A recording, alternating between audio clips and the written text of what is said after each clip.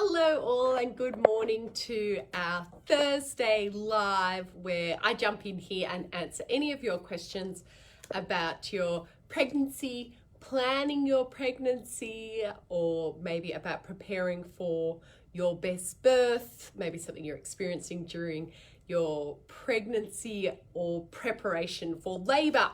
And we talk all things birth and preparing for birth. And we talk about baby and child first aid. So maybe something that you're worried about in terms of coughs, colds, fevers, rashes, things like that. We discuss that and all of your sleep and settle worries and woes for a 0 to 2-year-old. Very briefly, my name's Edwina. If it's your first time here, welcome. It is fabulous to have you here. I am a registered midwife and I'm an emergency nurse, and I created those 3 programs. So our baby and child first aid, our childbirth education program, and our sleep and settle program through my own experience as a midwife, but also my own experience as a parent and an emergency nurse. So I had one really great sleeper and I had one very lousy sleeper, and a lot of the information and a lot of the research that we've put into our sleep program is a lot of stuff that I really wished I had have known when Theo was a baby. A lot of what we put in the baby and child first aid is through my experience of actually doing first aid courses, teaching first aid courses, and feeling like with babies, it's just rushed through. Oh, and with CPR, you just use 2 fingers. And I was like, yeah, what about when your baby gets a cough or a cold or a fever or gastro or a rash that worries you? So our baby and child first aid classes are really focused on what to do practically, either before an ambulance arrives or before you need to take your child to the doctor or hospital, and also how to manage those minor things that are at home, whether that's a scald, so a little burn due to hot water or something that's been in the kitchen. What have we got? Burns, choking, drowning, obviously CPR because that's super important. How to manage a fever, what to do if your baby has a rash or a bite or a sting, if you suspect they've broken a bone, if they have a fall and they donk their head, how do you manage that at home? When do you need to get them reviewed by a doctor? All of that, and that's all included in our first aid class. So, enough of me banging on about that. Let me know where you're watching from. Let me know any of your questions that you might have. And lots of you are, and I keep sharing our choking guide, which is where, big reach. Our what to do if your baby chokes guide. If anybody wants to get their little mitts on that, and it's great to stick on the fridge, you can send me a DM. But we are going to do a live choking masterclass again next week. And I will just keep doing those until I stop hearing of babies and toddlers losing their lives because of choking on things. And this just reminded me on the weekend. So we had Theo, my little boy's 7th birthday, and he got lots of fabulous Lego. Kids love Lego. And last night he was running around with a little bit of his car and he put it in his mouth as he, broke the little piece open, put it in his mouth and was running towards Roscoe, my husband. And I just screamed at him, which is probably not the right thing to do because I think it scared him and he could have sucked it in. And I was like, Theo, get the Lego out of your mouth. And it just terrifies me because it's so easy, not only for that age group, but for little people, everything they're putting into their mouth. You need to know what to do and what to do quickly if your baby, toddler, or child chokes. So next Thursday, completely free, I'm going to do another what to do if your baby, toddler, or child chokes masterclass. This will go for about 45 minutes. We'll go through what to do when you're introducing solids, what to do if your child's a little bit older and how to do the choking response, and what to do if they're actually an older child like Theo, and really go through that in detail. Make sure that you put that into your diaries, into your calendars now. I'll throw a little link up here now so that you know where to register.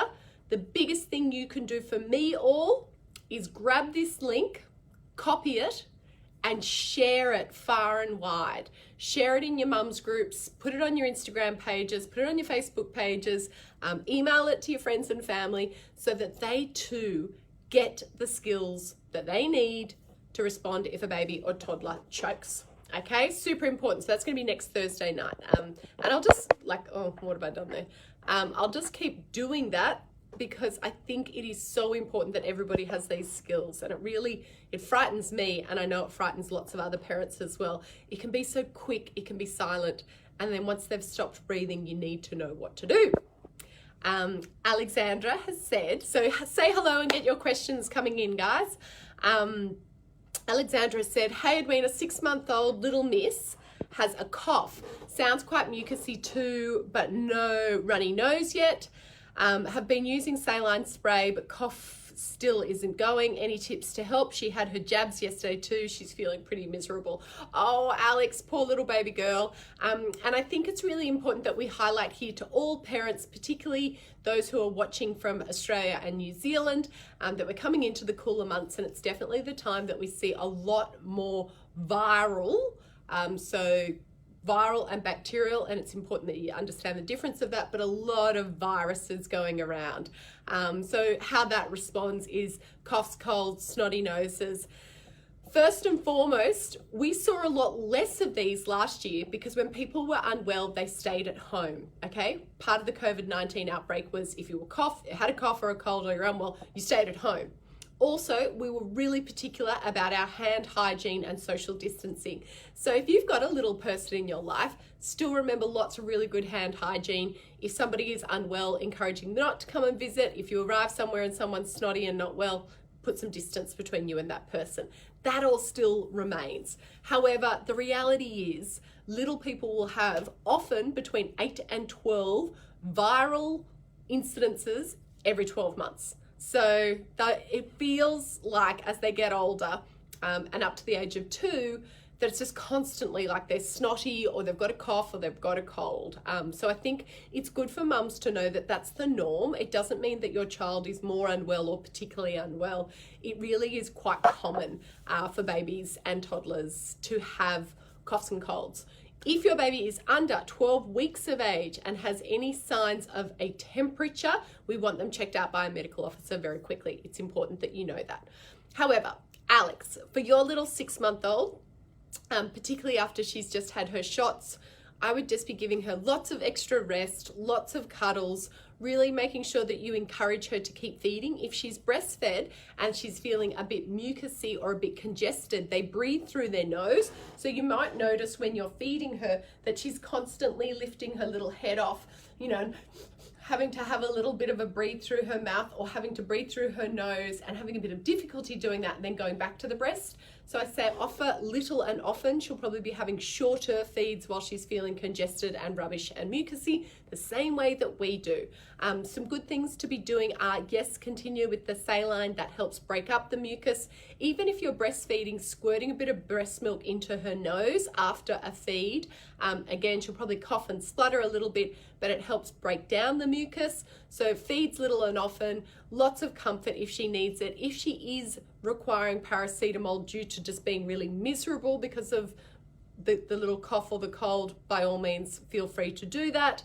And lots of extra rest for both you and her. It will pass, but it's a really challenging time. If you're concerned at all that she's getting worse in any way, don't hesitate to go and see your GP as well. So I do also really strongly recommend to all of my birth week mums is adding a vaporizer into the room or a nebulizer. Again, just so that humidity, again, helps break down the mucus, but so then they're not getting really dry, and there's nothing worse than dry boogers or dry mucus. So Alex, I hope that helps, and particularly for your little 6-month-old baby girl, the link there is now for our live choking masterclass for next Thursday night. Please, Alex, share that with your mother's group because I imagine they are all in that 6-month period, so introducing solids and the stage just where, what was the other day I had, yeah, there you go. I was gonna say, a friend who works in the office brought this in. It's a coffee bean. And her little 3-year-old had the coffee bean in his mouth. And it's just like, little kids will put anything into their mouths. So make sure that you know what to do if they choke. Sam has said, hi Ed, home from work today with 4.5-month-old. She got sent home from daycare yesterday with runny poo. And I think Sam, again, like everything viral, it can upset their belly. If she's well, so if she's clinically well, she doesn't have a fever, she's eating, drinking, she's sleeping normal periods, and it's just one runny poo. I know that's tough for you, having to be at home and interrupting your normal day, but just enjoy it. Enjoy getting that little unexpected day together. If the runny poos continue and if she's off her food, you know, like just, I'm not here to give specific medical advice. This is just general first aid advice. If you're ever concerned, don't hesitate to see your GPs. Please, guys, that's what they're there for. And don't underestimate the power of a pharmacist. They're also a really good resource if you get to know your local pharmacy. I'm sorry that is the case for you, but I'm glad that we get to catch up, Sam. Otherwise, you'd be at work. Brianna said, hi Edwina, any tips on helping 8-month-old with first cold? Oh my gosh, I feel like there's a real theme here. Maybe we'll add in next Thursday night a little bit about managing colds in babies and toddlers as well. Would everyone like me to do that next Thursday? More than happy to. We have eucalyptus essential oil in diffuser, saline nose drops, panadol, nurofen. She's still quite congested. Is there any tips to help her? Thanks. Brianna, you're doing it all. Like, honestly, well done. That's perfect. Diluting a little bit of the eucalyptus essential oil and rubbing some on the chest and the soles of her feet can help as well, but just make sure that you dilute that and don't put direct essential oils on her. Lots of lovely, nice warm showers. So jumping in and having a warm shower with her and not turning the fan on, and you create your own little steam bath in there, can also help. And know that it will pass. However, you decrease your chances of having more colds with lots of hand washing and staying away from anyone that's unwell. But it's totally normal, mums. This is the period that we get lots of coughs and colds. There we go. There's the link. Follow, copy that link for me all and share it, please. We'll put something on Instagram as well. But the best way, I think, is just for mums to share it with other mums and dads. That's the most important way, and that's the way that I get to share this message and serve more of you with giving you this free education. Tempest has said, hi Edwina, my boy is just over 7 months old, also called Theo. Oh, it's such a good name. Is he a Theodore or is he just Theo? Mine is Theodore, but we never call him Theodore. We only ever call him Theo, and I really love his little name, so I'm glad to hear that. I'm still breastfeeding, but I've noticed that the letdown sensation, the tingle, is taking a lot longer to come than before. Does this mean he's not getting the milk as quick, or am I losing my supply? I've just done a pump and managed to get 4.5 ounces, which isn't bad, bearing in mind I haven't been pumping at all. I'm thinking I'll start pumping regularly to keep my supply up. Do you think that's okay? He's gaining weight and regular wet nappies, but just don't want him to get frustrated. It's taking a while. Really good question. And Tempest, on that, with the letdown, often once your supply is really well established, you won't always feel the letdown. He might just be a really efficient feeder. However, you may notice, particularly in a month or so, if he has a growth spurt around that 8-month period, he might feed more regularly. So they're really good at regulating your supply. If he's happy, he's content, he's not hungry, he's not losing weight, he's not unsettled, you know, all of those are the indications that there's not enough milk and he's still hungry. It might just be that he's starting to eat some solids, he's not demanding as much milk. So when he's feeding, so it's really just your body will naturally start to produce what he requires. He may go through periods where you'll find he cluster feeds or he feeds more for 48 hours, and that's the indication to your body to make more milk. Or it might just be that now I'm guessing he might be having a couple of solids or some solids. He might just not be needing as much milk. So I wouldn't worry too much. There's no harm in pumping if you want to store some, but I wouldn't say that just because you're not feeling the tingle doesn't mean that your supply is necessarily decreasing. It's probably just working out what little Theo needs, okay? And the feeling does change as their requirement for breast milk might start to decrease. If he's happy and not frustrated and gaining weight and happy at the breast, I wouldn't worry too much. But if you are concerned, pump for a couple of days, it will increase your supply the same way that if he was feeding more regularly, it will increase his supply as well. Brianna says, thank you, my pleasure. And Tempest is just a Theo. Yeah, I know, it's funny. We called him Theodore and we never call him Theodore. It was really cute. The other day, he's in year 1 and somebody said, what is your middle name? And he said, Dor. I was like, no, mate. It's your full name is Theodore, but he thought his name was Theo, middle name Dor, which was super cute. Tempest says, thanks. Yeah, lots of solids, loves his food. Yeah, I want to store some and give him a cup at meal times. Yeah, so just, that's perfect then, Tempest. If you're wanting to bank a bit in the freezer and have some, put it into a sippy cup or into a direct cup, perfect. Just pump a little bit extra. Happy days. I know, how cute is that? Dor. So his middle name is Campbell. So he thought his middle name was Dor Campbell. Just totally adorable. All right, guys, if you have any other questions, pop them here. If not, I will answer the questions in Instagram here today. And I am super excited to be doing another live masterclass because I know a few of you missed that. The last one that I did, it's going to be focused on what to do if your baby, toddler, or child chokes. I'm going to show you exactly what to do. I'm going to actually really show you as well the best things to prevent your child choking, particularly when you're introducing solids as well. Super duper important. So the link's there. Please, please, please share it with everybody. Jessica has just said, do you suggest a belly band for recovery of a C-section or just a compression band? So Jessica, in the first couple of days, and again, you're quite swollen because you've had major abdominal surgery, I actually just recommend asking the hospital for some tubey grip. So it depends on the size of the hospital that you're birthing at. If they have a physio or a women's health physio, get them to come and measure you up for some tubey grip for the first day or two or the first few days, depending how you feel comfortable. Even just a tight pair of granny undies are going to help support that Caesar wound, and then you kind of progress to the recovery shorts or the recovery band. A lot of our birth beat mums swear by it.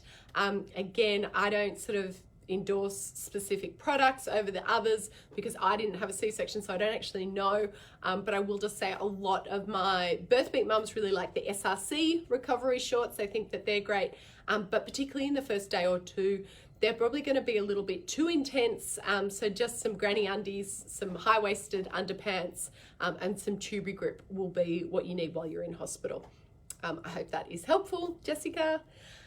Kate has said, hi Edwina, no questions, issues, just greetings. Hello from Bribey Island from myself and 7-month-old Matilda. Love your work. Oh, I got to press the see more, but I can't. Oh my gosh. Thank you. Kate, you legend. Thank you so much. Hope you can join us for the live masterclass. I'm sure 7-month-old Matilda likes putting everything in her mouth at her age. It's just the age where they seem to just throw everything in their mouth. Tempest, that's hilarious. Adorable. If you missed earlier, you won't know what we're talking about. But my little Theo, adorable, so cool. All right, Jess, my pleasure. Please, if you want to know, or if I haven't got to your questions, or if you have any more questions, just jump on Instagram. You can put them on my stories and I'll answer them throughout the day. I will also be putting this link up in stories so that you can also share it there.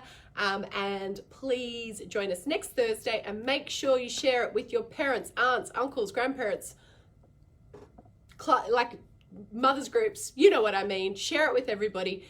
What I don't want to hear is stories of babies or toddlers losing their lives because the parents didn't have the skills or didn't know what to do or panicked. So join me next week and we'll go through everything that you need to know in case your baby or toddler or child chokes.